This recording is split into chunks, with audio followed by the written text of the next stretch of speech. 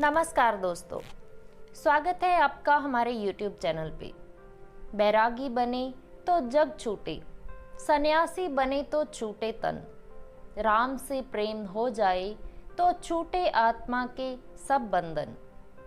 दोस्तों, इंसान ये बहुत अच्छे से जानता है कि ये संसार उसका असली घर नहीं है, लेकिन फिर भी वो इस संसार की नकली खुशी और झूठी ख्वाहिशों में उलझा रहता है। एक समय के लिए वो भगवान को छोड़ सकता है, लेकिन इस संसार को छोड़ने के लिए कभी तैयार नहीं होता। तो ऐसी ही एक कहानी है एक संत एक और सेठ की। लेकिन कहानी शुरू करने से पहले अगर आपने हमारा चैनल सब्सक्राइब नहीं किया है तो अभी कर लें, ताकि आपको इंटरेस्टिंग सी प्यारी प्यारी सी और मोटिवेशनल सी कहानियाँ सुनने को हमेशा मिलती रहें। एक बार एक संत एक सेठ के पास आए। सेठ ने उनकी बड़ी सेवा की।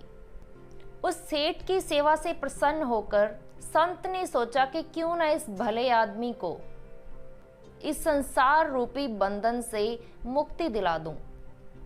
तो संत ने सेठ से कहा कि अगर आप चाहें तो मैं आपको भगवान से मिलवा दूं। सेठ ने कहा, अरे नहीं नहीं महाराज, मैं भगवान से मिलना तो चाहता हूँ, लेकिन अभी मेरा बेटा उम्र में बहुत छोटा है, वो कुछ बड़ा हो जाए तो मैं चलूँगा। काफ़ी वक्त बीत गया। बहुत सालों के बाद संत फिर से वापस आए। सेठ से फिर से कहने लगे, अरे अब तो आपका बेटा भी बड़ा हो गया है, अब चलें। सेठ ने फिर से कहा, अरे नहीं नहीं महाराज, मैं अभी नहीं जा सकता, मेरे बेटे की सगाई हो गई है, उसकी शादी हो जाए, बहू घर में आ जाए, फिर मैं चलूँगा। 3 साल बीतने के बाद संत फिर वापस आए। सेठ से फिर कहा, अरे अब तो बहू आंगन में घूम रही है तुम्हारे, सेठ साहब अब चलें।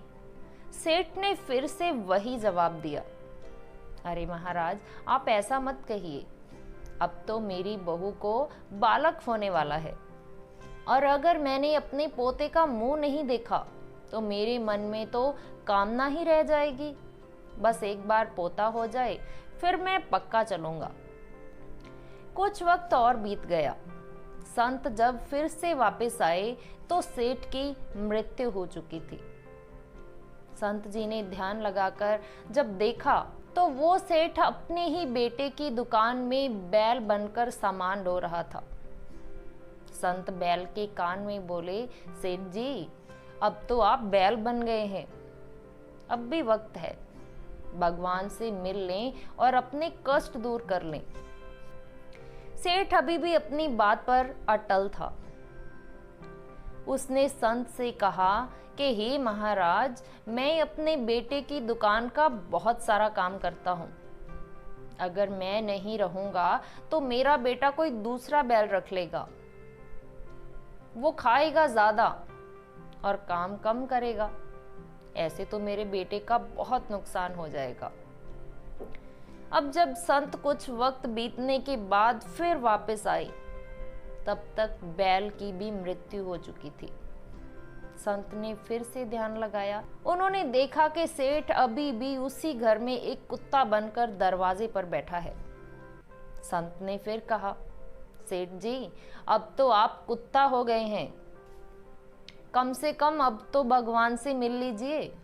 कुत्ते के रूप में सेठ ने फिर से कहा, महाराज आप देख नहीं रहे हैं मेरी बहू कितना सोना पहनती है, अगर कोई चोर आया तो मैं उसे भौंककर भगा तो दूंगा, मेरे बिना उनकी रक्षा कौन करेगा। संत चले गए। कुछ वक्त बीत गया। कुछ सालों बाद फिर से जब वापस आए तो उन्होंने देखा कि कुत्ता भी मर चुका था। फिर से संत ने ध्यान लगाया। वो क्या देखते हैं कि सेठ गंदे नाले पर मेढक बने टर टर कर रहा था। संत को उस पर बड़ी दया आई। वो सेठ से बोले कि सेठ जी अब तो आपकी दुर्गति हो गई है, अब और कितना गिरेंगे, कम से कम अब तो भगवान से मिल लो, अब तो चल पड़ो। तो मेढक बना सेठ क्रोध से बोल उठा, अरे महाराज जी, मैं यहाँ पर बैठकर अपने नाती पोतों को देखकर अगर खुश हो जाता हूँ तो आप इससे परेशान क्यों होते हैं?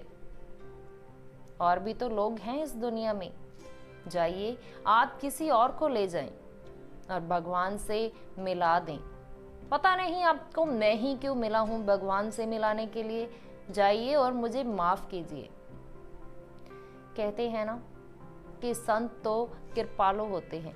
दुनिया वाले भगवान से मिलने की बात तो बहुत करते हैं, लेकिन उनसे मिलना कोई नहीं चाहता, क्योंकि मनुष्य की इच्छाएं कभी खत्म ही नहीं होती।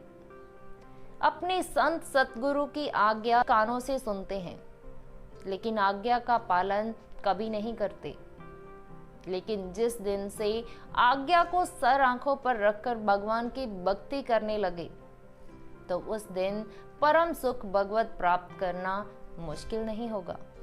इसीलिए हमेशा भगवान को याद करते रहें और हमेशा उनकी भक्ति करते रहें। दोस्तों, आज की ये कहानी आपको कैसी लगी? अगर अच्छी लगी हो तो एक लाइक ज़रूर दें और चैनल को सब्सक्राइब करना ना भूलें। मिलते हैं आपसे अगली वीडियो में।